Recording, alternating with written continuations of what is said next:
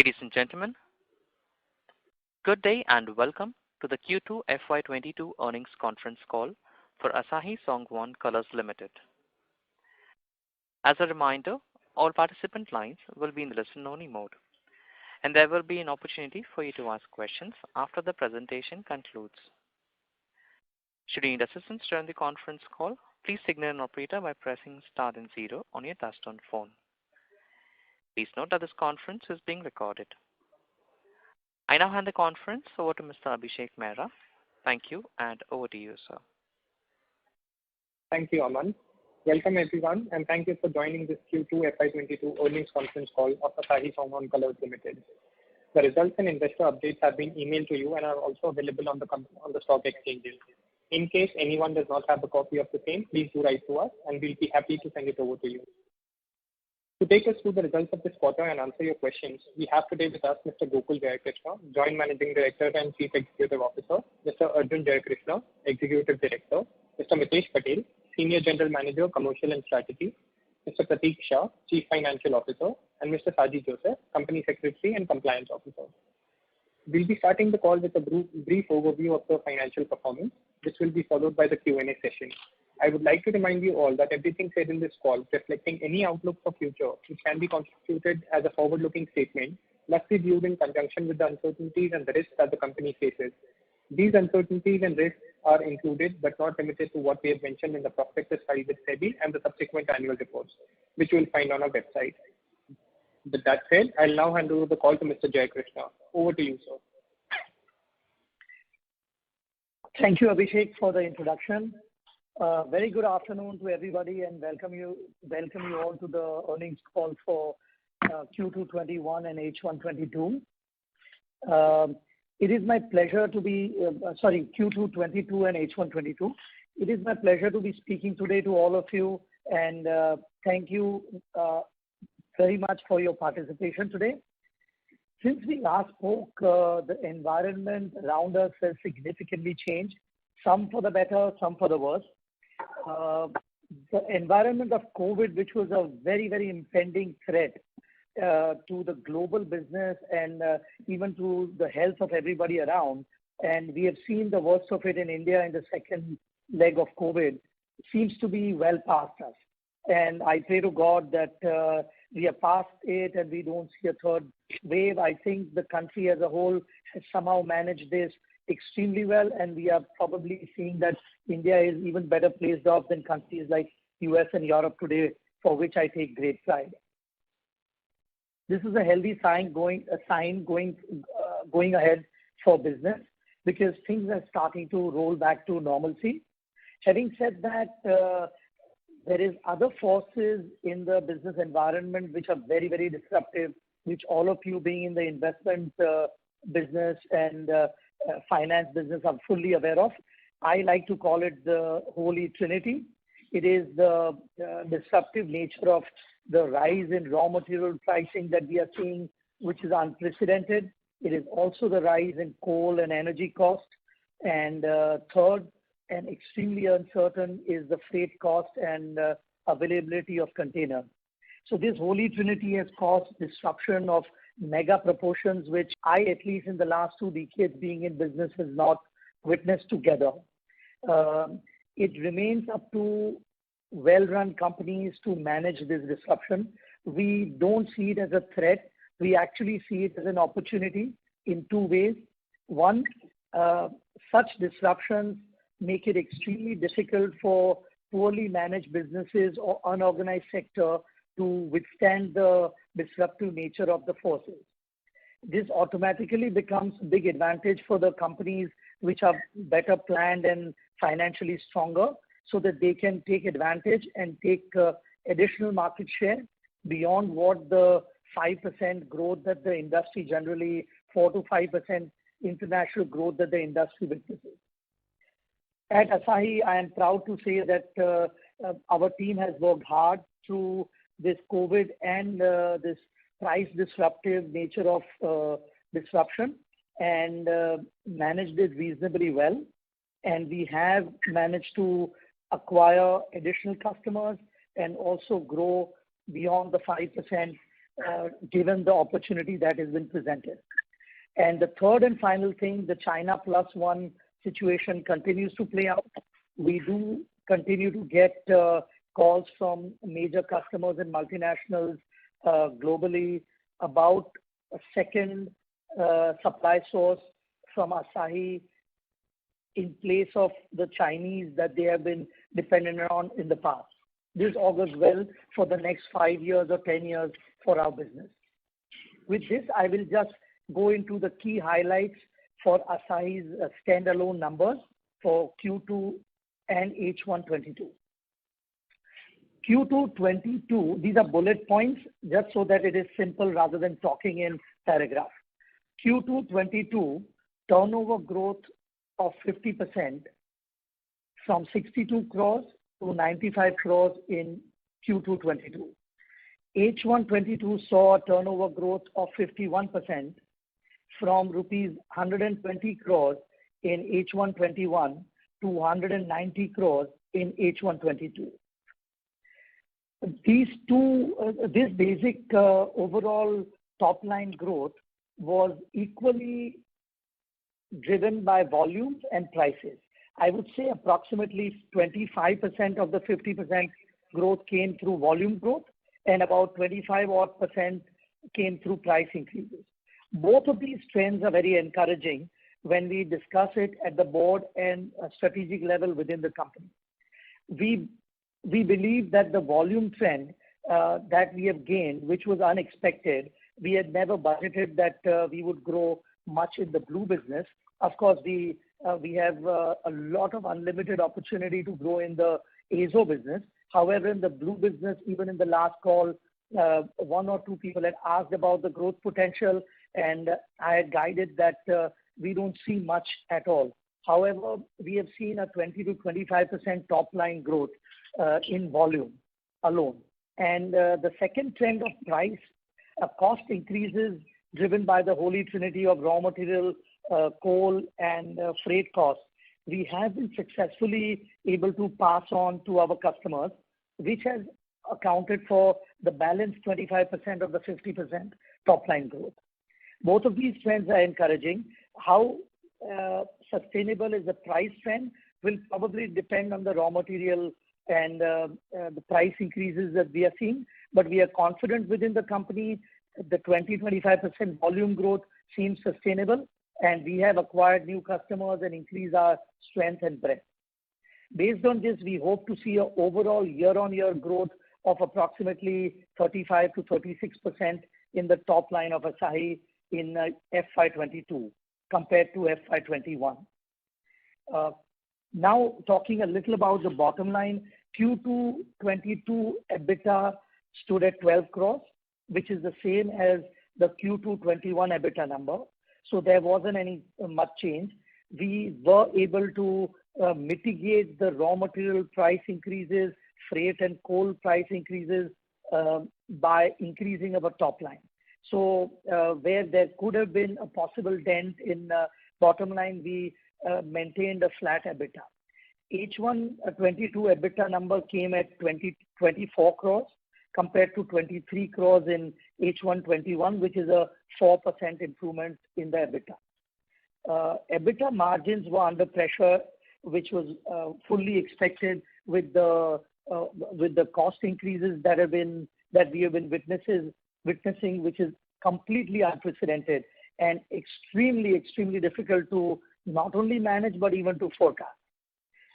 We have been able to, as I already mentioned, pass on these increases. However, you all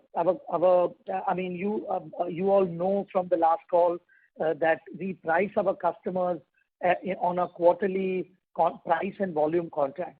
While when we procure, we normally procure for a month or maximum 2. So there is a possible 45-day lag which has been telling on the EBITDA margins, and hence we have seen a drop in the EBITDA percentage margins. However, we have maintained the absolute number as per last year. Now just a little word on another good development that I would like to share with you. Last call 6 months back, Alpha Blue, was like a thorn in the flesh of Asahi, and we have spent 3 years in which we have invested 3 years back about 8-9 crores and not gotten any result. I am happy to make a note that now we are starting to see very, very good traction. Q2 22 saw a volume of 114 tons in Alpha Blue compared to 32 tons in Q2 21. And this compares to 62 tons in the last quarter. So we have made very good inroads.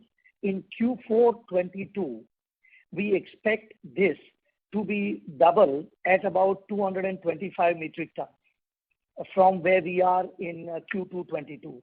This would take us to 100% utilization. I would like to thank our young team. I had nothing to do with this. I was hardly involved in this business. It is Arjun and Mitesh, the two of them led this business out of the 2 years or 3 years of when suddenly we are seeing and looking at 100% utilization in the coming few quarters. With that, I'll let Arjun give a quick word on the Alpha business before I talk a little about the Azo JV. Thanks. So as our CEO said, I think we have finally got good traction with the product. We have got it technically approved in the leading MNCs around the world. We have now also, following the technical approval, have started orders to all these big MNCs as well. And in fact, we are currently flooded with orders, which is a good problem to have. And as the CEO mentioned, we should be looking at 100% utilization in Jan, Feb, March. Which is a positive sign, and it is one of the things the company has been wanting to do since a while. And the marketing team as well as the production and technical team are all pleased with the results, and we hope to carry on with consistency and maintain 100% efficiency for the quarters to come. So just to add to what Arjun said, we are very happy with the quality that we have achieved in Alpha Blue, and this is now converted into commercial orders from multinational majors such as Clariant. And the full future for Alpha Blue now looks good, and it should start contributing to the bottom line. Now a word on the final word on the JV, the Azo JV in Dahej, before I open the platform for questions. So H1 21 had very little activity in terms of top line. Most of the work was done at the lab, plant, and marketing areas, working with customers for sample approvals and getting the products fine-tuned to the requirement of our customers. We have two different kinds of customers. We have the big 3 or 4 customers, which you all are aware of, are the same in the blue business, who account for a majority of our blue markets. These guys have not yet come into commercial order stage. However, we have now got a lot of inroads into smaller customers who take lesser time for product approvals, and the volumes for the H2 22 are going to start looking much better. And we should look to probably EBITDA break even in Q1 FY23. With this, I would like to close my comments and not take too much time, and leave it to Abhishek. Before that, I'll just add a couple of lines to the opportunity that this JV and this Azo business offers to Asahi, because it seems to be like a very large opportunity. It is the global scale of the Azo business is 3 to 3.5 times that of the blue and the green business. And in the blue and the green business, 75% of the global market is dominated and catered to by India, of which Asahi is the leading player. But in the Azo market, it is a very different situation, with China leading the global market with a 75% market share, and India probably having only 10%, and only 2 significant Azo players in India, Sudarshan and Pidilite. So this gives tremendous opportunity for making future growth over the next 5 to 7 years if we get our act right. And with the Dahej plant, which is a state-of-the-art plant, we are well poised to take advantage of this opportunity. With that, I'd like to hand it back to Abhishek, and then we can have questions. Thank you, sir. Aman, you may please open the line for questions. Sure. Thank you very much. Ladies and gentlemen, we will now begin the question and answer session. Anyone who wishes to ask a question may press star and one on the touchtone telephone. If you wish to remove yourself from the question queue, you may press star and two. Participants are requested to use handsets while asking a question. Ladies and gentlemen, we will wait for a moment while the question queue assembles. Anyone who wishes to ask a question at this time, they may please press star and one.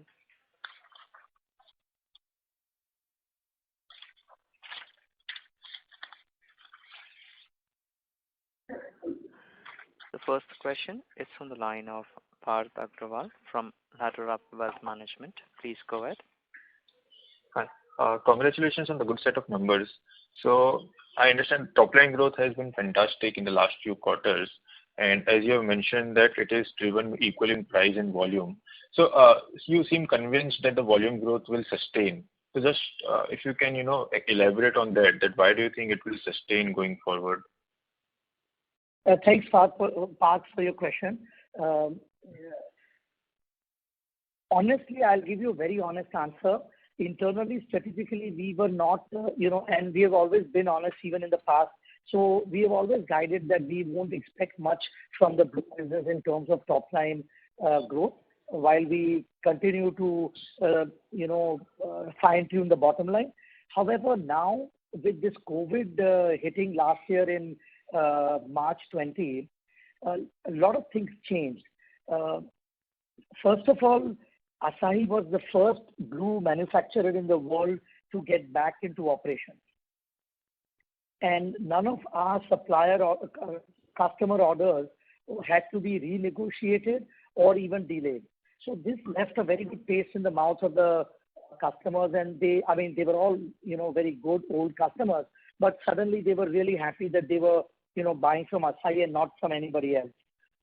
What this also did is because the other customers around the world who were not buying from us and were sourcing from other people realized that they don't have any material for April, May, and June of year 2020, and they started knocking our doors. And we took full advantage of it, and we priced the material higher than we would to our regular customers, took a pound of flesh, but we did, our productivity was managed well. We managed labor in COVID times very well. So due to that, we acquired a few new customers. And this was, the 10 or 15% additional volume that we got from competition, which is over and above the 5% normal volume growth that, 3 to 5% that globally you would see. Why would this be sustainable? Is because, the disruptions continue. After COVID, we had a second leg of COVID, and now we have the worst of it all with this holy trinity of price rises in raw material, energy, and freight. With these price rises, the uncertainty in supply chain has become as bad as it was in the early COVID time. And again, people are forced to rely on very reliable, solid customers who are financially in a position to buy inventory and pay and acquire raw material, because acquiring raw material has become a challenge. When this happens for a sustained period of 2 years, a lot of the customers switch over, and then it is very difficult to switch back to alternate or older supplies. And also there is the unorganized sector, which some of them, I would say 10 or 15% of the unorganized players will not make it past this disruption because they have been so badly hit financially. So that is why we are pretty confident now that we should be able to maintain the volume growth that we have now got. Okay, that's a fair. I hope this answers your question, Parth. Yes, yes. Fairly answers my question. The second question I have regarding the raw material. So since there's been sharp rise, Just a little bit on how much percentage is it that we'll be able to pass on to the customers, and how much would we have to take a hit on our margins? And generally, just a similar question on that line is, if you pass on to your customers, so generally how many days lag is there? If there's a price increase today, then within how many days or months do you pass it on to your customers? Thanks, Parth. Excellent question. I will answer it very to the point. To answer your question of what degree, what percentage of the raw material increases would we be able to pass on to the customer? It seems like we should be able to pass on most of, if not all, the cost increases. But there and thereabouts, but we are pretty confident that we have done it in the past 6 quarters, and it looks like the market is pretty robust, and customers are seeing that, this is real. It is not India-centric. It is not Asahi-centric. It is a global phenomenon. And thus, we are pretty confident that we would be able to pass on most, if not all, the price increases. The second point, which is a very good question, that what is the lag? Now, there is a lag, and that does have an impact on EBITDA margin, because we price and take orders from our major customers globally for about 60 to 65% of our business on a quarterly basis. So, for example, sitting here today, we are completely sold out for December end quarter. There is no sales work to be done at all. And January, February, March, sales remains completely open. So this is as transparent as I can be in terms of trying to give you a reply. While the raw material that we have procured is going to last us till probably 15th of November. We have increased our inventory levels of raw materials significantly by almost 100% in volume terms, because earlier we used to follow a just-in-time inventory management system whereby we would be happy to have a 15-day inventory. We have on an average raised this to 30 to 45 days, because availability of the raw materials could actually result in shutdowns of the plant and disruptions in supply. And we have the financial capability to be able to manage inventory. Also, because the trend is of rising prices. So if we were not to try and mitigate this and keep 5 days of the quarter open, it would just leave us more vulnerable. But having said that, there is vulnerability of 45 days on EBITDA margins while we price them for January, February, March. We still need to, we will take that raw material price increase hit in EBITDAs for a month or two, while the lag period, plays out. If you can just add a line or two to if I haven't cleared your question. No, I got the answer. Third question that I have is on the exopigment that you mentioned. So I think TCC had committed some buying quantity. So have they started picking up that volume, or is it yet to start? And if it's yet to start, then when will it start? Arjun, can you take this question? Because they are the TTC has started, and what has started happening is a majority of it is going to TTC already. But Arjun will take it. So I'll answer the question and give a very quick general update on the customers we are working with for the agro and the outlook we are having right now. So in terms of the current business, as Dad said, the TTC has already started picking up material. Of course, we have so in general, all the big MNCs, including BASF, Clariant, BIC, as well as not as big companies, but ones with a equal or good, very, very solid quality control methods such as TTC, they take around 1 year for new products to be approved at the earliest, 1 to 1.5 to 2 years, in fact, to get new product approvals. TTC obviously has expedited the process for us. We have got a number of products already approved and commercial shipments of some of the products already gone. We further are planning a few containers to be departing next month in November. So TTC is already accounting for a good amount of our sales. For the other big MNCs as well, we are already working on it, and we hope to shorten the timeline of approval, which we are confident of doing, and we hope within the next 6 months, at least one or two of the big MNCs will contribute to our sales. So the good benefit in this is that currently we are working with PTC as well as a bunch of other customers in different end applications as well, industries as well as different geographies, who we have started catering to already. These are obviously smaller volumes than the MNCs, but it gives us a good diversification where we are entering the market, and it puts us in good shape for when the big MNCs, we have already started getting some approvals for some of the CIs. So as we move on to larger trials and hopefully commercial orders in the near future, we'll be well positioned to cater to them and have a solid base with the companies we're already working with. And TTC specifically, it has given us a big advantage because following the testing process and the quality control level that they have, it is top of the world. So we are well positioned with all our testing and all our compliance as well, which we are proud to say that our products have very, very good compliance, and we have done a lot of that testing, which will help us in the big MNCs going forward and set good practices for a top quality set of products. Thank you, Arjun. Thank you, Mr. Agarwal. Request to join the queue for any follow-ups. The next question is from the line of Navid Virani from Bastion Capital. Please go ahead. Hello. Good afternoon, sir, and thank you for the opportunity. So firstly, just wanted to understand the reason behind the increase in receivables quarter on quarter. So receivables as a percentage of sales, if I see, it's inching up. So can you just help me out with the reason for this rise? Navid, can you repeat the question? I wasn't able to hear it well. Yeah, I'll do that. So just wanted to understand the reason behind this rise in receivables. So receivables as a percentage of sales, if I see, I am seeing an inch up. So just wanted to understand the reason for such rise.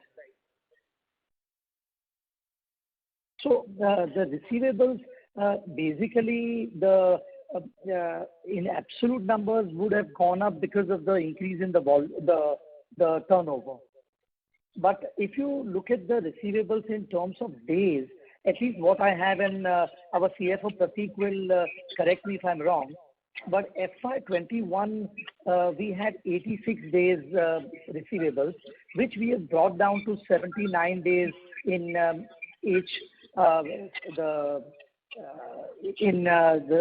H1 22. So there has been a decrease in the days from 86 to 79. We would continue to work towards 70, but 70 is the optimal. So we are not that away from that optimal receivables in terms of days. But Prateek, can you throw a little light on Navid's question? Navinji, just to answer your question, what Mr. Mukul has mentioned, I think is fully correct. If you look on an average basis, absolute debtors figures are increasing, as you have rightly pointed out, but in terms of days, on average debtors figures between FY21 and H1 FY22, the number of days outstanding has reduced by around 7 days. Okay. In absolute number is, you must have seen the top line, which has increased by 50%. Right.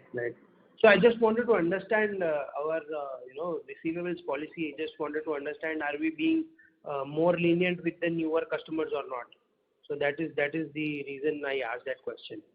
Right. No, fair enough. That's a very fair question, and the answer is yes. We have to be slightly lenient with newer quality customers. So we make a very clear distinction in the new customers. There are two sets: top quality new customers, and because there is a lot of we don't go for poor quality customers at all. But customers who we would not rank at the top end. In that case, we are not lenient. However, if we get a very good customer, then we have to, because our competition is normally giving more credit than our internal target of 70 days of average. Our competition may be at 90. So when we are acquiring, say older customers who are used to working with us are on a particular system. However, when we acquire new customers and if they are top quality, they do demand at times, and we have to be slightly flexible till we get them into the fold on a longer term basis. However, it remains upon the marketing team to make sure that the overall policy of receivables in the company is maintained, and the overall days, as I already mentioned to you, our internal targets, we should not be deviating too much from it, because financially we have always been very prudent. We have had zero bad debts in 25 years, and we don't intend to start now. So thank you. That was really helpful. My second question was on the azo pigment. So I just wanted to understand that given the size of the opportunity of the market and the China Plus One theme playing out in our favor, do you think we have been a little too cautious with our expansion plans there? Yes, you could probably say that. I mean, yeah, we haven't run away too aggressively. We could. And we have discussed this honestly internally at the strategic level also, and even at the board level. What I can share is, Asahi's DNA generally has been conservative. We decided that we would like to see a 60% utilization on a quarterly basis for a couple of quarters, and then we would kick on for doubling the capacity. This was a conscious decision. Yes, it is a bit conservative. Yes, we could also be more aggressive, and if we get good traction in Q3 and Q4, we could switch on the expansion gear and go into, because financially we are more than capable of easily doing it even now. However, we were wanting to be prudent and get things, a little stable and confident before we move into it. See, after all, in the blue business, we are very confident. We can probably say that arguably we are the best player of blue in the world. However, in the azo business, we are completely new. There is a lot of synergies, particularly with application and customers. However, the business is completely new to us. So we don't want to be overconfident. We want to, we don't mind playing second supplier. We don't have any aims of being a first supplier in azos as of now for the next 3 to 4 years. Even if we make good inroads as a second supplier, that should be very satisfying. But yeah, we will definitely, so I can share with you very openly that as soon as we hit 60% utilization levels, we would be immediately going in for doubling the capacity. But it is a bit conservative, yes. Yeah, that was helpful, and it was good to hear that we have expansion plans on the cards. So third bit was again on azo. So I remember you mentioning in the last conference call that you have not yet taken a call on the ramping up strategy of azo. So are there any further developments there? Are we looking to bring up volume with low margin products, or we'll take the longer route of getting approvals for high margin technical products from new customers? So Arjun probably answered a bit of it, but I'll throw more light on it. And Arjun, if you want to add, you can add to it. But basically, we have a strategy of marketing in two ways. One is the MNC customers, which are synergistic with the blue business and customers that we have. And these, as Arjun said, are very large customers globally, but take a lot of time. So as of December, we expect zero volumes coming out of our top 3 blue customers for azos. However, say if you take 18 months from now or FY23, then I would say 50% or more would come from these 3 customers. So that hasn't started. On the second set of customers, where we have already started seeing a significant success and orders, commercial orders coming in, and that is why Arjun mentioned that Q3, December ended, will see decent volume, and March ended quarter will see again very decent volume, would all be coming mostly from newer customers. I will also like to share that we have now acquired a general manager marketing with a 22 years experience with one of the leading companies in India. And this will add, he's got tremendous strength for marketing within India, which Asahi generally lacks. So this is going to boost our sales within India, and we are already starting to see some volume traction in that. In number of customers, we've already started supplying to over a dozen customers in India. Small quantities, but it is already started. Both. Hello? Yeah, Mr. Villani, is your question answered? Yes. And I just have one more question, if you may. Hello? Yeah, please. So lastly, just wanted to understand what kind of, risks can we face in ramping up our Azo production. That's it from my side. So the risks are that, what could be the traditional risk if we don't get the quality up to the mark is one. In this very disruptive times, if we don't get access to raw material in time, which some of our competitors are already facing, that could be another risk. However, this risk, as of today, is lesser than it was 3 months back. It's still there because we are new, but like in the blue, I would say there's no risk because we are at the top end of the chain in blue, so we see there's no risk there. In the Azo business, there is some risk. When we talk again after 6 months in March, I think the risk would be significantly reduced by that. Thank you for taking my question. But I'm seeing that risk is already reduced compared to 3 months back because we are starting to see some volumes now. Good volumes. Sure. Thank you. Thank you and all the best, sir. Thank you. Thank you. Our next question is from the line of Ashav Patel from Molecule Ventures. Please go ahead. Good afternoon, everyone. My first question is that our CPC blue business has been increased in terms of top line from 60 crores odd to 90 crores odd. So as far as my limited understanding goes, globally the market size is not growing fast. So was the gain entirely due to change in market share?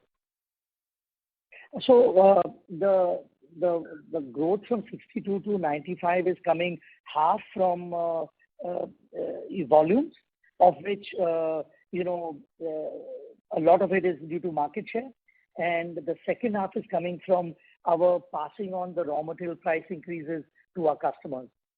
So these are the two areas in which it is coming from. As I earlier said, we expect that the volume part of it looks sustainable. Okay, and what about the margin part, sir? So the is it possible to clock the earlier 20% margin range again? So I would not say we never had 20% margins. I mean, we would probably, our EBITDA margins have historically been around 15%. We would be happy to see some improvement in it by a percentage or two if we do some very good skillful engineering work. So we do oscillate around that 15-16% mark. We should continue to be around that mark. Sure. Okay, sir. In our business on a Q-on-Q basis, it would oscillate. I mean, we could be at 18% for a quarter or two, or 13% for a quarter or two. This is quite normal because I already referred that we have a 45-day lag on a quarterly basis where we are open to either a raw material price increase or a decrease. An increase could hurt, a decrease could benefit. Over a period of time, it averages out. And that's why our overall margins, if you take a longer term perspective of 5 years, are very comfortable. Sure. Okay, sir. That's all from me. Thank you. Thank you. Thank you. The next question is on the line of Praveen Sharma as an individual investor. Please go ahead. Yeah, hello. Yes, please go ahead, Praveen. Good afternoon, Praveen. Yeah, good afternoon, sir. How are you? Okay, sir, I have a couple of questions. First is looking at, blockbuster performance in Alpha. Aren't we looking for further expansion in Alpha? Because, it requires a lot of legwork to get approvals from the big clients. And once we have got it, shouldn't we try for capturing more market share and in ramping up our further capacity further from, right now it is, I think, 1,000 metric tons per annum. Right. So shouldn't we ramp up from further from there since a lot of effort has already gone? Thanks, Praveen. I'm actually smiling. It's a great question. Actually, I'll put it up and I'll take it up with the strategic team also. We should be thinking about it. There's no doubt about it, and the opportunity is there. Praveen, but having said that, it is not going to be that easy because getting permission for additional capacity in Alpha at the location where we are is, I won't say unlikely, but extremely difficult. That is our biggest hurdle for ramping up Alpha. Otherwise, everything that you said is just very logical. But yeah, now that you've said it, I would definitely take another cue and see if our strategic team can work out and see even if they can ramp up by 20-30%. If not, we should ideally, given if we did not have a constraint of the permissions that we hold to make the product, we should be doubling it easily. But we do have that, and that's real. So, but I think that let me take it to the strategic team. Thanks for your point. And if at all we can even ramp it up by 20%, that would be, nice. But thanks, Priya. Second, sir, since we are witnessing a lot of volumes in, the blue part also, the CTC blue and beta blue. So, somewhere, as you said, that 25% volume growth was there. So I think we would be hitting capacity constraint there also, correct? Yes, of course. So further volume growth is not possible in the conventional, apart from Alpha, the beta and the CTC part also. Or is there a headroom available? Overall, if you look at it, you are right. I mean, we probably can't get beyond 5% growth from here in terms of volume. We have already unlocked whatever underutilization there was by grabbing this volume. But you are right. I mean, we have a constraint over there in terms of our capacity overall. And sir, if, just to harp more on the blue part, because, this has been our bread and butter for a very long time, and we are now very established player there. So, are there ways to look around for capacity? Because market may not grow, it may grow by 4% or so per annum, but there may be a, shift of the market share in favor of Asahi. So, we should look at that angle also. I don't know whether it's possible because environmental clearance and other issues are there. So probably again, I really thank you for this. I will actually, I'm happy that you brought it up on the call, and I would be happy to take it with my strategic team. We should be actually thinking about this. Having said that, I don't see potential at our current site beyond 5% because, as you said, the constraints that we have. However, there is always a possibility of an alternate location or somewhere else. Inorganic acquisition can also be there because many of them are bleeding. Yes. So I think both these inorganic opportunity and a greenfield opportunity is a very fair suggestion, and we haven't honestly considered it very systematically at the board and the strategic level, but I would be happy to do that. Yeah. Thank you. The second question is from Azo, wherein, we, as per the presentation, I think we are looking at 25% utilization in Q3. So, for Azo. So how, the TTC part itself was committed to be around 20%. So this 25 actually is 20 from TTC and 5 from others, or it's because TTC I am fairly confident that it will come sooner or later. So if it is 25 over and above TTC, it's very good. I'll let Arjun comment on it. But just a quick comment is TTC's approval processes are more stringent than the top 3 MNCs that we deal with. So they are high-end, quality-conscious customer. So they take a lot of time, and this is good because that will make us a strong company in the long term. In the shorter term, it is, we are slightly behind where we should be because the processes with TTC take longer. But in the long term, I think it will make us a stronger company. Arjun, can you take that? Hello. Yeah. Yeah. So I think, as you said, I think firstly the TTC, what we have decided TTC, like you said, that is sooner or later gonna be fully panned out. We are slowly, like I said, already getting approvals and already started shipments. In terms of how much they take from us, so what they have basically, the deal we have with them is, as long as we match the quality, then they would essentially be taking all their pigment requirements from us.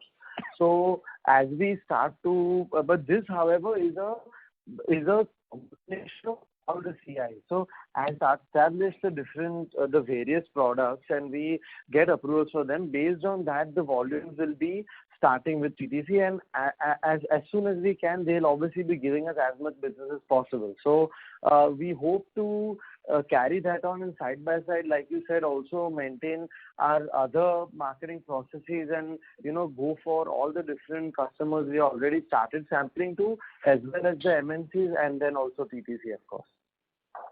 Okay. So the 25% in this quarter is mostly domestic, correct?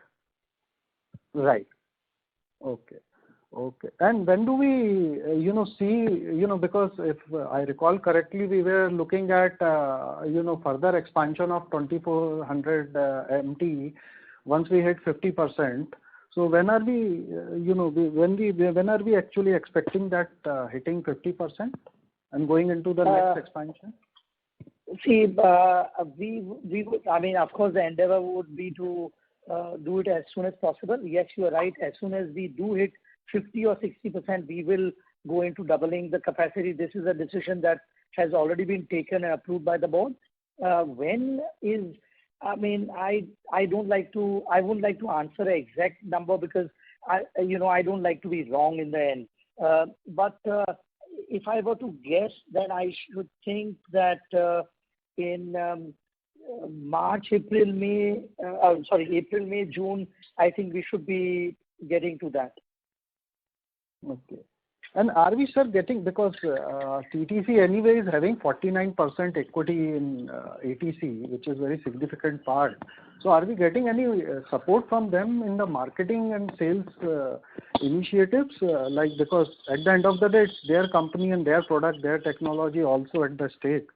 And we are actually doing a lot of legworks in terms of environmental clearance, production, manpower management, COVID, and all these things.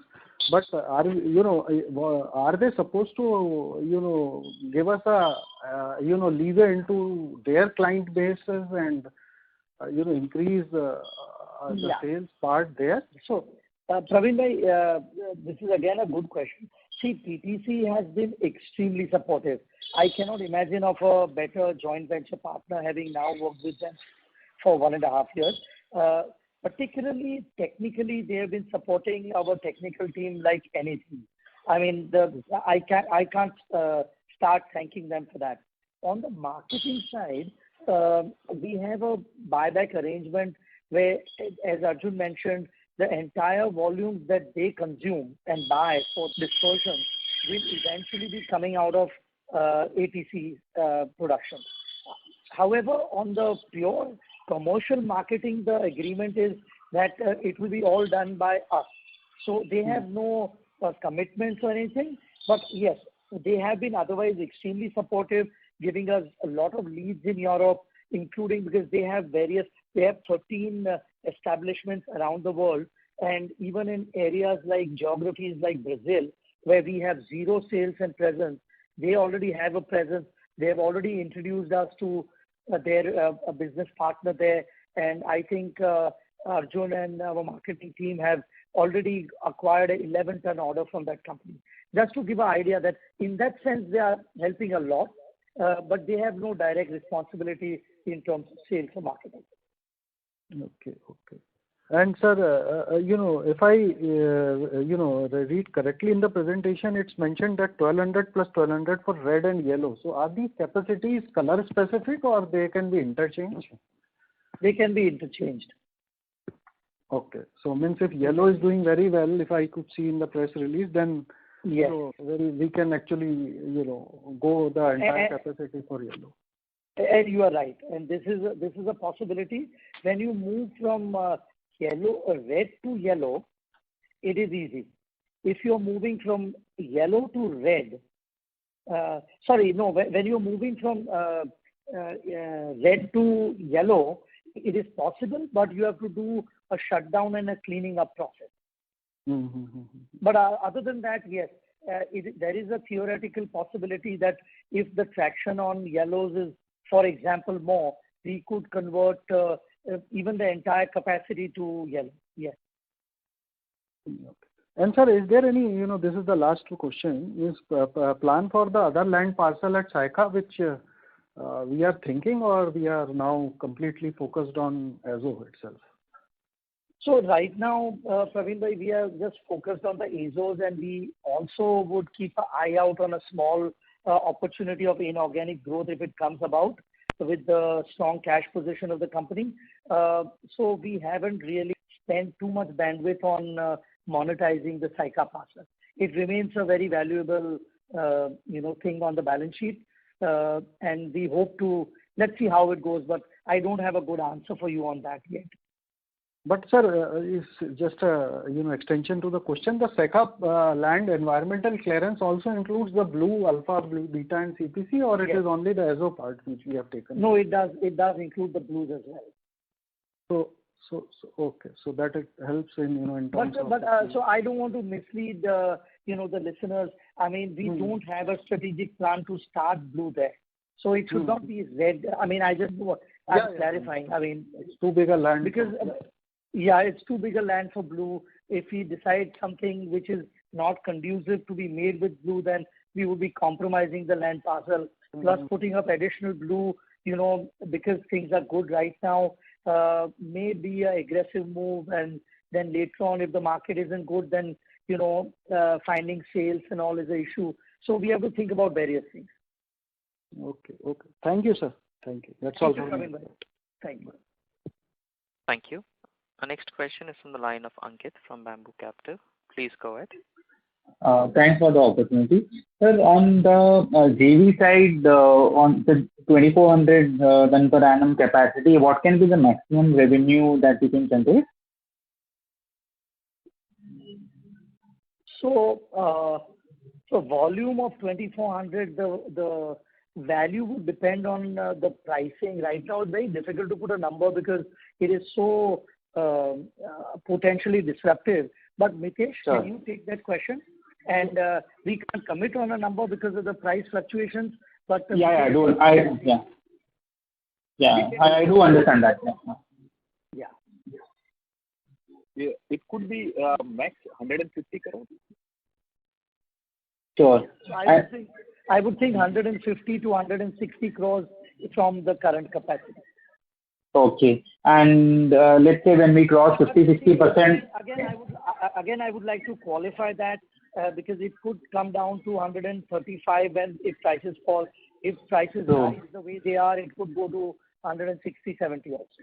And also, just to add to that question, see, this is the different thing from the blue here is that it's not easy to put because we have already a bunch of products which are priced very, very differently. I mean, even if I comment, for example, two of our very established products which are both doing well, for example, the yellow 83 and the yellow 12.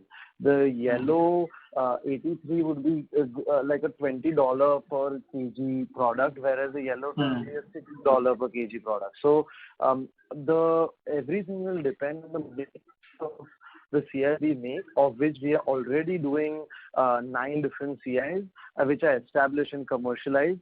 As we move ahead and we become stronger, we will have further CIs being added step by step, and based on how much of each CI we do, the overall possibility of revenue from the sales will depend heavily on this. So it will not be easy to assume right now what volumes and what revenue we can do. Not purely because of the situation, also because of the product wise monthly production and sales. Okay. So taking a broad line, let's say somewhere around 125 crores. So let's say 160, 170 crores is the broad range we can take. Yeah, 150, like Nitesh said, I think, 140 to 150, thereabouts.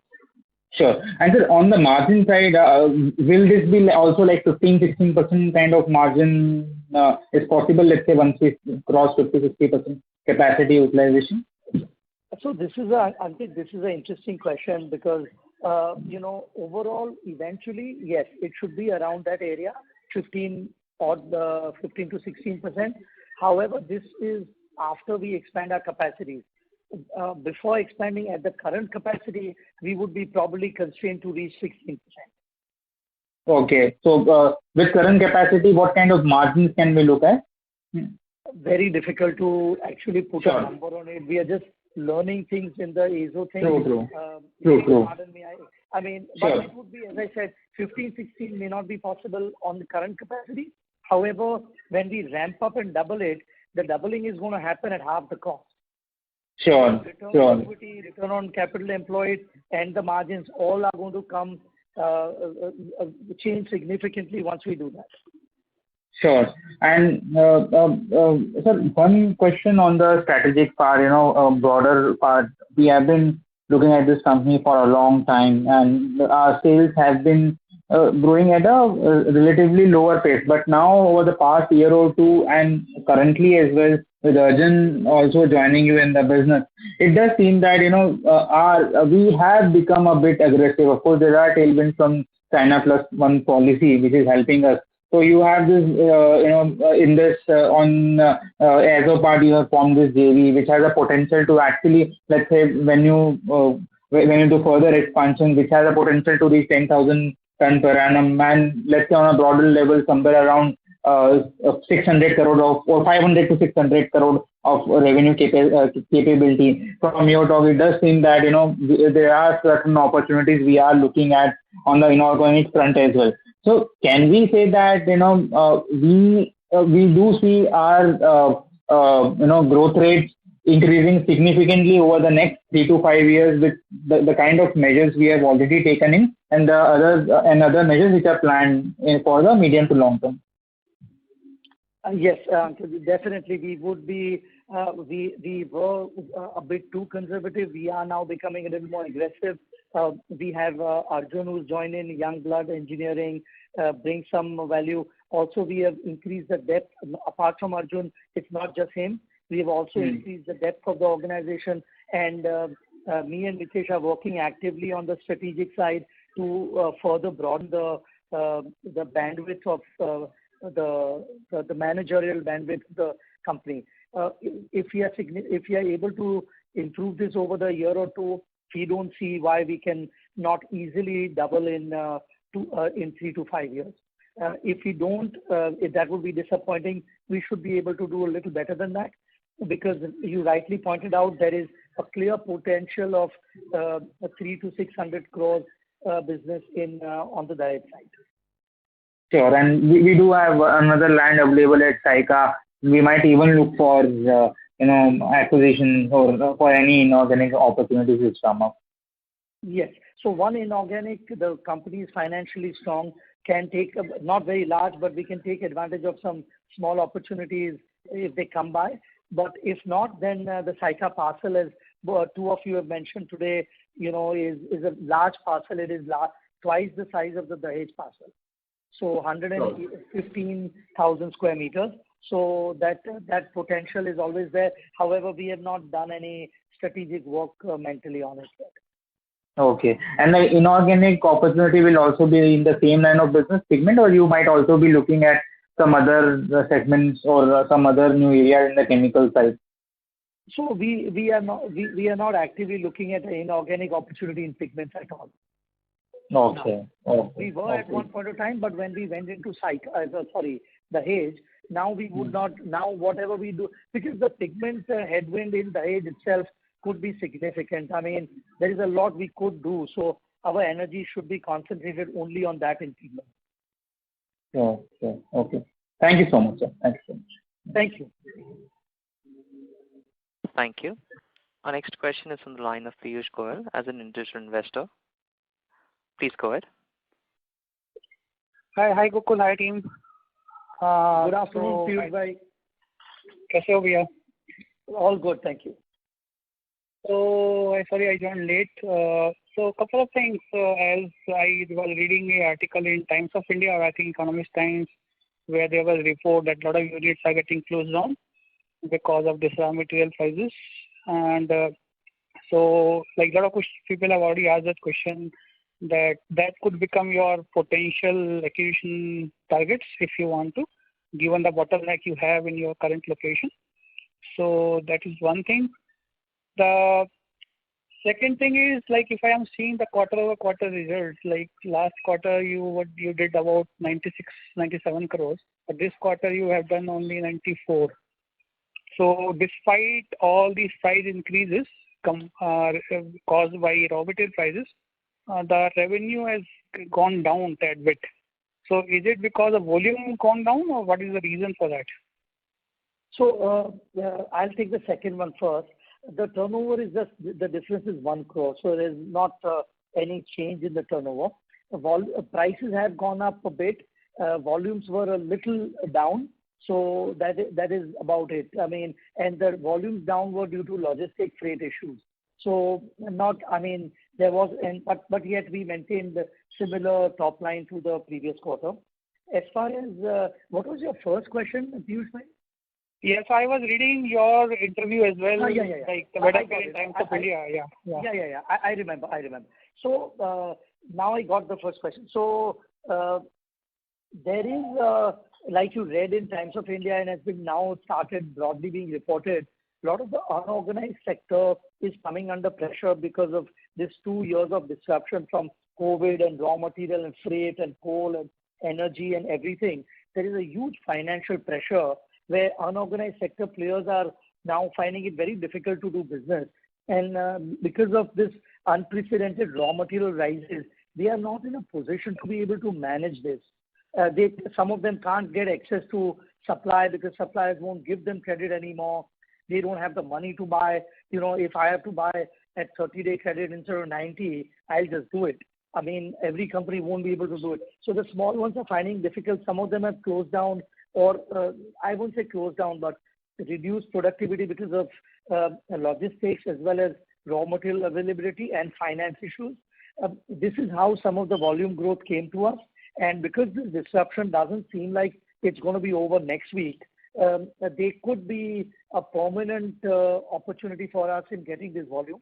Beyond what we've already got, the 20% volume which we hope to continue to maintain, we've had various people like you and a couple of others suggest about potential inorganic or greenfield growth in the blue business.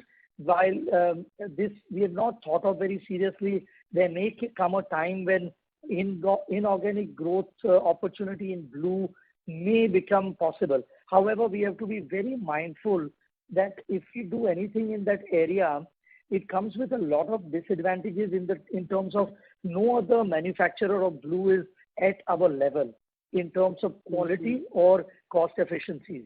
So when you have a sweet spot of quality, the best quality in the world and the most cost efficient plant in the world, if you go inorganically buying something which won't be either of them, you are always going to compromise your business in EBITDA terms. So this is a conscious thing that we always think about. However, the opportunity you say is real because things may come up at 50 or 70 paisa to a rupee if people are into a bad financial mess. Yeah, I also understand that it could be a very impulsive decision because you may be buying at a peak of the cycle, which may not be good at the long term as well. Yeah. I understand that. The second part was like I saw the consolidated numbers. So I think ATC has contributed just about 1 crore in the turnover for the whole quarter, which is little disappointing. So is it the ramp up is taking slightly longer than expected? Why the contribution is very tiny from ATC part? So yes, the first H1 has contributed almost nothing. It is zero. I already mentioned that in my introductory speech. And yeah, it is slightly disappointing. We are probably, I would say, to be honest, about a quarter behind where we had originally planned or targeted to be. The reason for this are quite a few.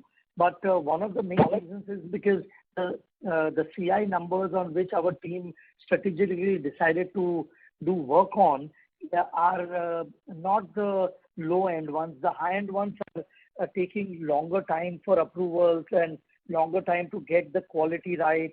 Even if we get the quality right, then the customer will say, oh, but I want, our $20 product. He will say, oh, please tweak the shade for me. They won't say it for a $5 product. So these challenges, I think we have adjusted internally strategically that we could be 3 or 5 months behind our original plan in ramping up.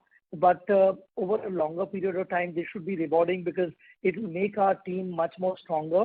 And also second is TTC, their approval policies are very stringent and very strict. I already mentioned again earlier that they are stronger than the 3 MNCs that we deal with.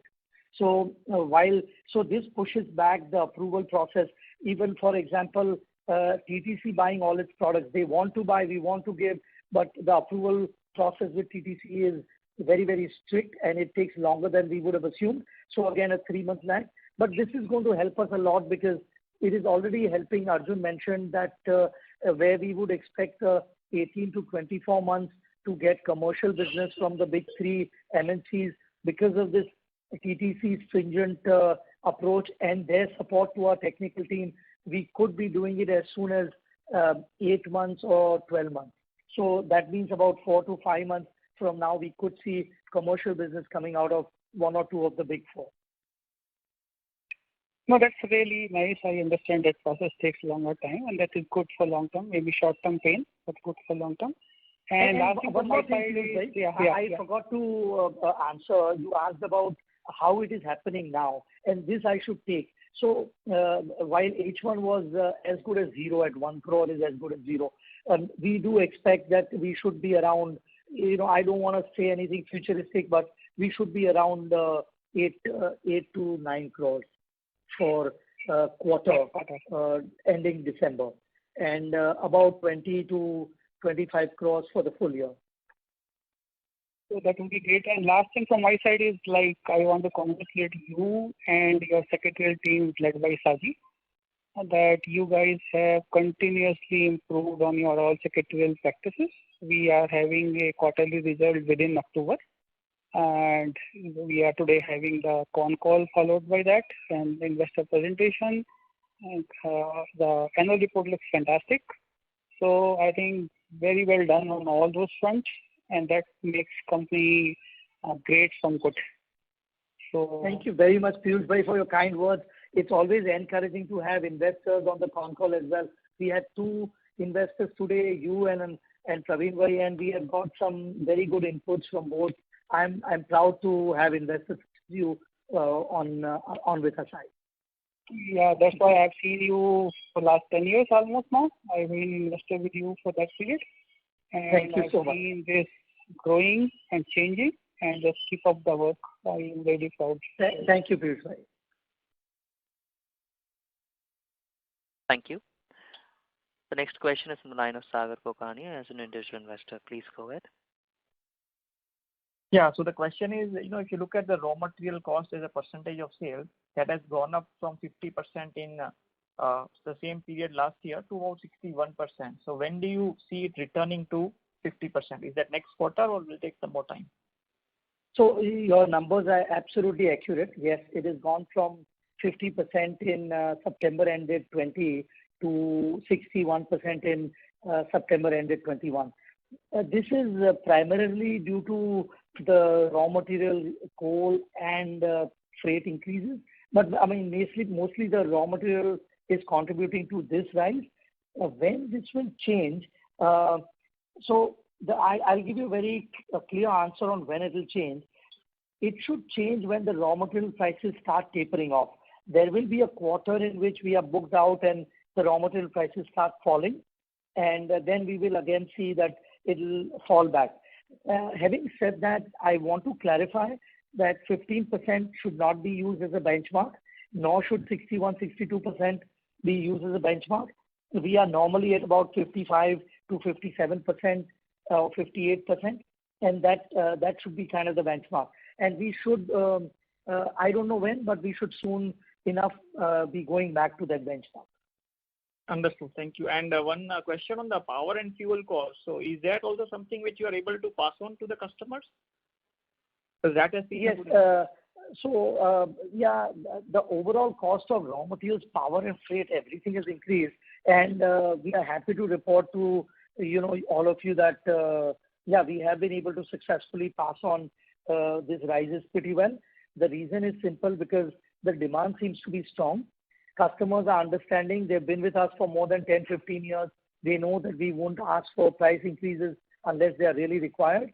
And then the third and most important thing is, because this is not a local India or a Asahi phenomenon, it is a global phenomenon. They themselves realize that everywhere, including their own costs in their countries, whether it's Japan, Germany, or USA, has gone up, and they have to pass on to their customers or end users. End users around the world are now starting to accept that this is real, and we have to pay more for what we buy in terms of physical products. However, a lot of the technology products are becoming much cheaper. So that is balancing off the inflationary trend. Thanks for the answer. So if I just look at the big picture, so on one side, you mentioned that, the volume expansion was about 50% of the growth, and the growth itself was around 50%. So let's say around 25% was the volume growth. And Correct. You also said that, you've been able to pass on the raw material cost as well as other power, fuel, and freight costs. So the question really is, why don't we see any operational efficiencies coming in when you have such volume expansion? I mean, shouldn't the profitability be higher just because the volumes are going up? No, your question is valid. See, I already tried to answer it earlier.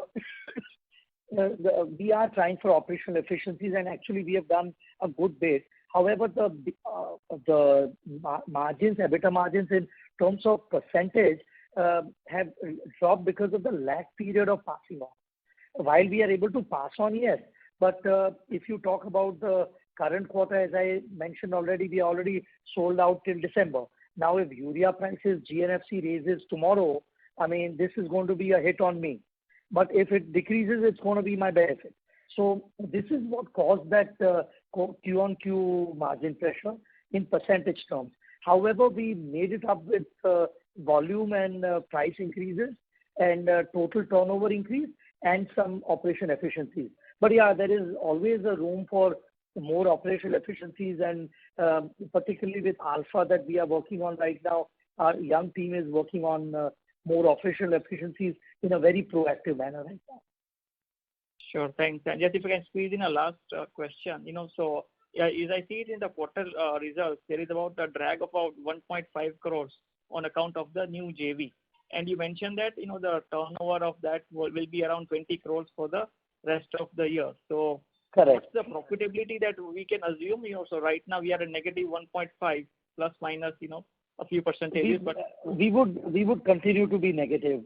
We cannot be expecting profitability from this 20 tons, these levels of productivity. I already mentioned earlier, I think I did mention it, that we hope to EBITDA break even in FY in Q1 23.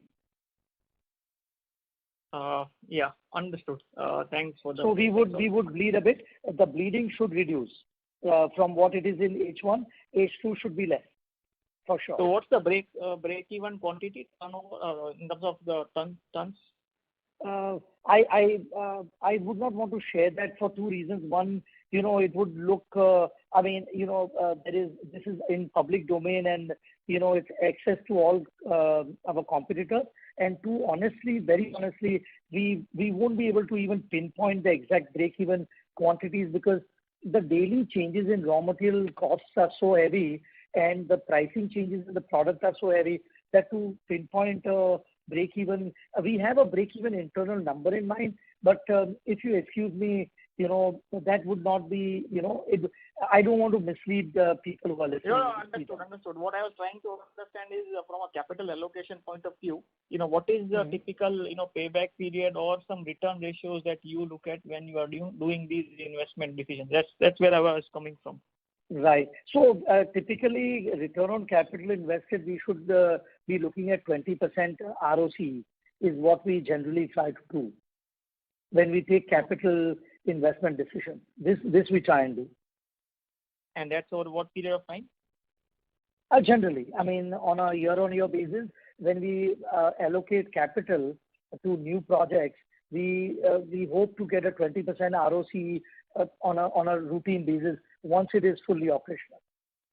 Okay, understood. Thank you for taking the question. Thank you very much. Thank you.